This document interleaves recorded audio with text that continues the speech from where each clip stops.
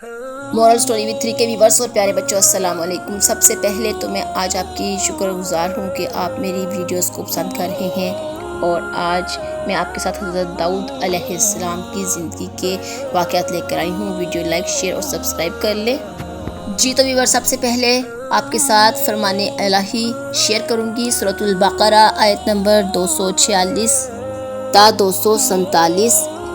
تجھ کو بنی اسرائیل کی جماعت کا قصہ جو موسیٰ علیہ السلام کے بعد ہوا ہے معلوم نہیں ہوا، جبکہ ان لوگوں نے اپنے ایک پیغمبر سے کہا، یعنی بنی اسرائیل نے اپنے ایک پیغمبر سے کہا کہ ہمارے لیے ایک بادشاہ مقرر کر دیجئے کہ ہم اللہ کی راہ میں جالوت سے قتال کریں۔ ان پیغمبر نے فرمایا، کیا یہ احتمال ہے کہ اگر تم کو جہاد کا حکم دیا جائے تو اس وقت تم جہاد نہ کرو؟ وہ لوگ کہنے لگے کہ ہمارے واسطے ایسا کون سبب ہوگا کہ ہم اللہ کی راہ میں جہاد نہ کریں، حالانکہ ہم بستیوں اور اپنے فرزندوں سے بھی جدا کر دیے گئے ہیں۔ پھر جب ان لوگوں کو جہاد کا حکم ہوا تو ایک قلیل مقدار کے سوا سب پھر گئے، یعنی تھوڑے سے لوگ اس بات پر راضی ہوئے، باقی سب منکر ہو گئے، اور اللہ تعالیٰ ظالموں کو خوب جانتے ہیں۔ اور لوگوں سے ان کے پیغمبر نے فرمایا کہ اللہ تعالیٰ نے تم پر طالوت کو بادشاہ مقرر فرما دیا ہے۔ کہنے لگے، ان کو ہم پر حکمرانی کا کیسے حق حاصل ہو سکتا ہے، حالانکہ بنسبت ان کے ہم حکمرانی کے زیادہ مستحق ہیں، اور ان کو تو کچھ مالی وسعت بھی نہیں دی گئی۔ ان پیغمبر نے جواب فرمایا کہ اول تو اللہ تعالیٰ نے تمہارے مقابلے میں ان کو منتخب فرمایا ہے، اور دوسرا علم و جسامت میں ان کو زیادتی دی ہے، اور تیسرا یہ کہ اللہ تعالیٰ اپنے ملک جس کو چاہے دے، اور چوتھا اللہ تعالیٰ وسعت دینے والے جاننے والے ہیں۔ جی تو ویورز، سورۃ البقرہ کی ان دونوں آیات کی شان نزول آپ کو بتاتے چلوں۔ اس وقت بنی اسرائیل کے لوگوں پر جالوت بہت ظلم و ستم کر رہا تھا، تو بنی اسرائیل کے لوگ اپنے اس وقت کے نبی کے پاس آئے اور کہنے لگے کہ اللہ کے حکم سے ہمارے اوپر کوئی بادشاہ مقرر کر دیجئے تاکہ ہم جالوت کا مقابلہ جہاد کے ذریعے سے کریں۔ تو اس پیغمبر نے کہا کہ اگر تم پر جہاد فرض ہو گیا تو ہو سکتا ہے کہ تم لوگ جہاد سے انکار کر دو۔ تو اس وقت بنی اسرائیل کہنے لگے، نہیں، ہم جہاد سے انکار نہیں کریں گے۔ لیکن بات کے حالات سے ثابت ہوا کہ نہ صرف انہوں نے جہاد سے انکار کیا، بلکہ اس نے جو بادشاہ اللہ رب العزت نے مقرر کر دیا اس کو ماننے سے بھی انکار کر دیا، اور کہا کہ اس کے پاس تو پیسہ ہی نہیں ہے، عزت ہی نہیں ہے اور دولت ہی نہیں ہے، اس کے اوپر ہم پر بادشاہ کیوں مقرر کیا جا رہا ہے۔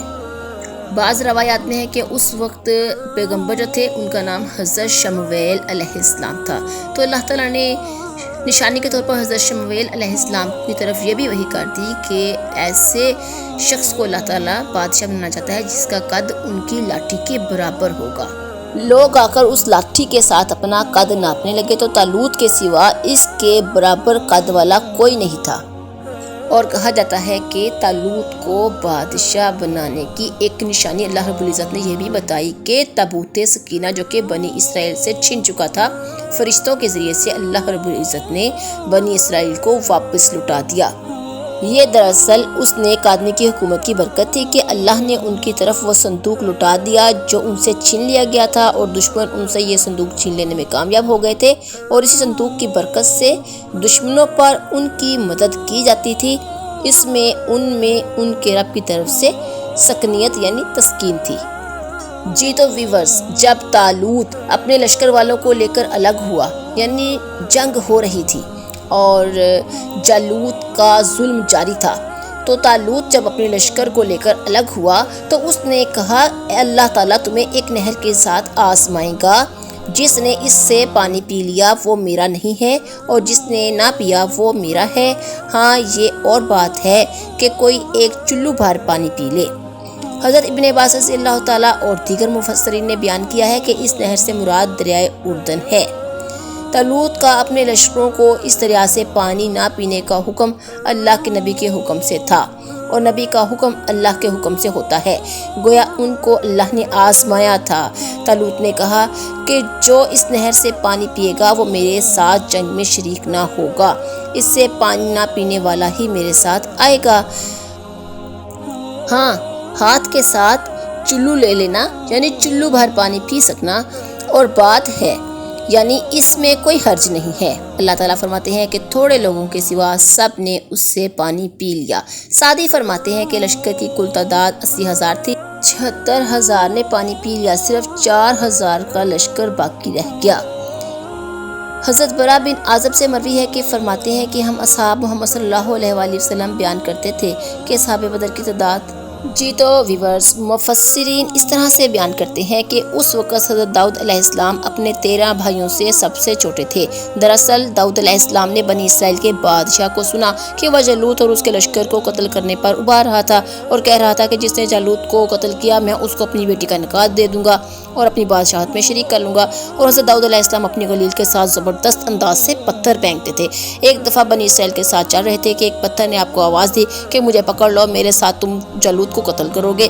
آپ نے اسے پکڑ لیا، پھر دوسرے اور پھر تیسرے پتھر نے آواز دی۔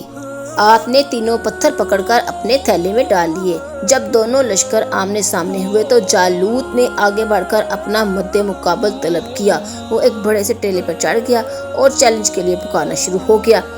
اللہ تعالیٰ فرماتے ہیں کہ جب اس نے اور اس کے ساتھ ایمان لانے والوں نے اس شہر کو عبور کیا تو انہوں نے کہا کہ ہمارے اندر جالوت اور اس کے لشکر کے ساتھ لڑنے کی طاقت نہیں ہے، یعنی انہوں نے ان کی قوت اور لشکر کی کثرت کے مقابلے میں اپنے آپ کو کمزور اور تعداد میں کم خیال کیا۔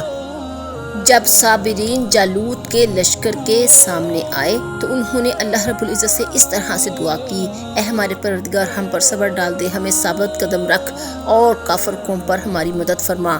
یعنی انہوں نے اللہ سے دعا مانگی کہ وہ صبر کے ساتھ ہمیں ڈھانپ لے تاکہ ہمارے دل مضبوط ہو جائیں اور پریشانی میں مبتلا نہ ہو جائیں اور میدان جنگ میں ہمارے قدم مضبوطی سے جما دے اور دشمنوں کے خلاف ہماری مدد فرما۔ اللہ تعالیٰ نے ان کی دعا قبول فرمائی۔ اس کے متعلق اللہ تعالیٰ ارشاد فرماتے ہیں وَقَتَلَ دَاوُودَ جَالُوتَ وَآتَاهُ اللَّهُ الْمُلْكَ ذُو فَضْلٍ عَلَى الْعَالَمِينَ، اور داؤد نے جالوت کو قتل کیا اور اللہ نے اسے بادشاہت اور حکمت اور دانائی سے نوازا، اور جتنا چاہا اللہ تعالیٰ نے اسے علم بھی سکھا دیا۔ اور اگر اللہ تعالیٰ بعض لوگوں کو بعض کے ساتھ دفع نہ کرتا تو زمین میں فساد والی ہو جاتی، لیکن اللہ تعالیٰ جہاں والوں پر فضل کرنے والا ہے۔ جی تو بچوں جب حضرت داؤد علیہ السلام اور جالوت کا آمنا سامنا ہوا تو بچوں آپ کو پتہ ہے کہ جالوت نے کیا کہا؟ اس نے کہا کہ تو واپس چلا جائے، میں تجھ سے نہیں لڑنا چاہتا۔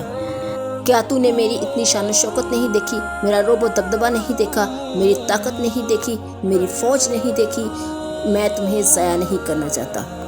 لیکن حضرت داؤد علیہ السلام نے جواب دیا، میں بحکم الہی اللہ رب العزت کے حکم سے تمہیں مار دینا چاہتا ہوں اور تمہاری گردن تمہارے تن سے جدا کر کے اپنے بادشاہ کے حضور پیش کرنے والا ہوں۔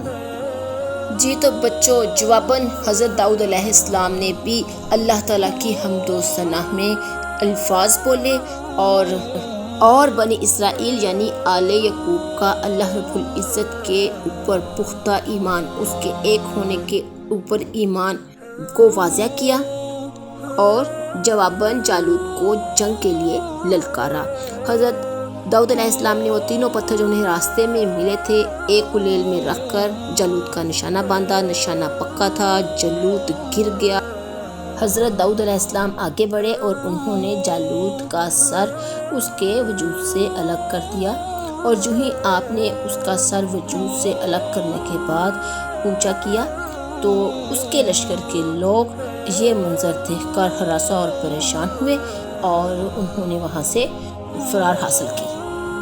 حضرت داؤد علیہ السلام جالوت کا سر لے کر اس وقت کے بادشاہ طالوت کی خدمت میں حاضر ہوئے اور ان کو اس کا سر پیش کیا۔ جی تو بچوں اس وقت طالوت کی تمام قوم بہت زیادہ خوش ہوئی کیونکہ سب لوگ جالوت کے ظلم و ستم، اس کی زیادتیوں کا شکار تھے اور اس سے دائمی نجات حاصل کرنا چاہتے تھے۔ ایک قاصد بھاگتا ہوا طالوت کے پاس پہنچا اور اس نے خبر دی کہ جالوت کا سر تن سے جدا ہو گیا ہے اور داؤد اس کے سر کو لے کر آ رہا ہے۔ بادشاہ سلامت بھی بہت زیادہ خوش ہوئے کیونکہ وہ بھی اپنی رعایا کو جالوت کے ظلم و ستم سے نجات دلانے والے تھے۔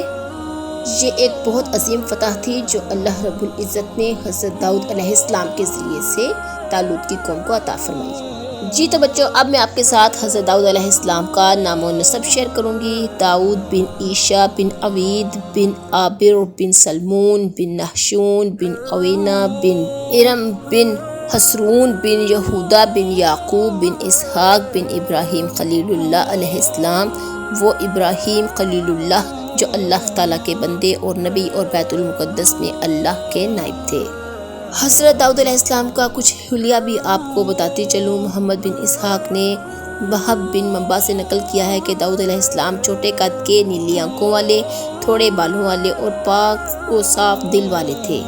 جی تو بچوں، جب حضرت داؤد علیہ السلام نے جالوت کو قتل کر دیا تو لوگ حضرت داؤد علیہ السلام سے بہت زیادہ محبت کرنے لگے، یعنی بنی اسرائیل آپ سے محبت کرنے لگ گئے، ان پر فریفتہ ہو گئے اور اپنے اوپر ان کی بادشاہت چاہنے لگے۔